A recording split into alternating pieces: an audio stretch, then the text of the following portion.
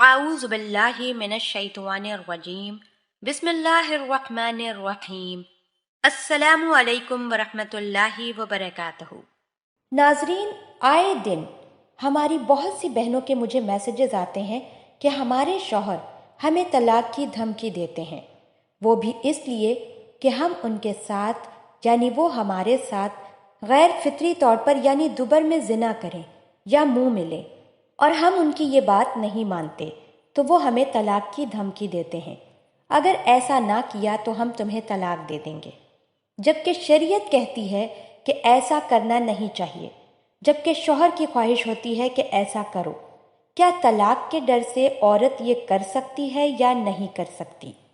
سب سے پہلے میں اس خاتون کو جواب دینے سے پہلے ان شوہروں کو مخاطب کر کے فرماتی ہوں جو شوہر اپنی بیویوں کو اس کام کے لیے طلاق کی دھمکی دیتے ہیں، خود کچھ خدا کا خوف کریں۔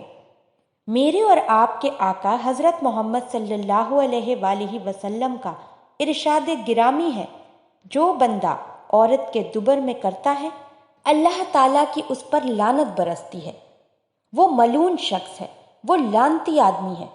یہ آپ صلی اللہ علیہ وآلہ وسلم کی حدیث کا مفہوم عرض کر رہی ہوں میں، بلکہ ایک حدیث میں تو یوں آتا ہے کہ جو بندہ یہ کام کرتا ہے، قوم لوط والا کام کرتا ہے، دبر میں کرتا ہے، اللہ پاک اس کی جانب رحمت کی نگاہ سے نہیں دیکھتے۔ اور آپ لوگ اپنی بیویوں کو مجبور کر رہے ہیں ایسے کام کے لیے کہ ہمارے ساتھ یہ کام کرو۔ آج آپ یہ کہہ رہے ہو کہ یہ کام نہ کیا تو طلاق دے دوں گا، کل کو آپ یہ کہہ سکتے ہیں کہ نماز نہ پڑھو، نماز پڑھو گی تو میں طلاق دے دوں گا، روزہ مت رکھو میں تمہیں طلاق دے دوں گا۔ بھائی طلاق کا لفظ کہنا جائز ہے، لیکن جتنی بھی عیب دار چیزیں ہیں ان میں سے سب سے کمتر، سب سے گرا ہوا لفظ طلاق کا ہے۔ تم ایک عورت ذات جو کہ کمزور ہے اس سے لڑ رہے ہو، طلاق کی دھمکی دے رہے ہو ایک ناجائز کام کے لیے۔ شرم آنی چاہیے ان تمام لوگوں کو جو یہ کام کرتے ہیں یا پھر ایسی خواہش رکھتے ہیں۔ اصول اور ضابطہ یہ ہے کہ اگر شوہر بیوی کو ہم بستری کے لیے بلائے اور اگر بیوی شوہر کے بلانے پر نہ جائے اور ان 4 عذر میں سے کوئی عذر ہو تو بیوی گناہ گار ہرگز نہیں ہوگی۔ اب وہ 4 چیزیں کون کون سی ہیں؟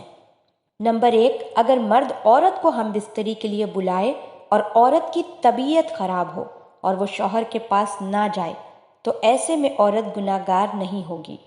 اب طبیعت کس نوعیت کی خراب ہو؟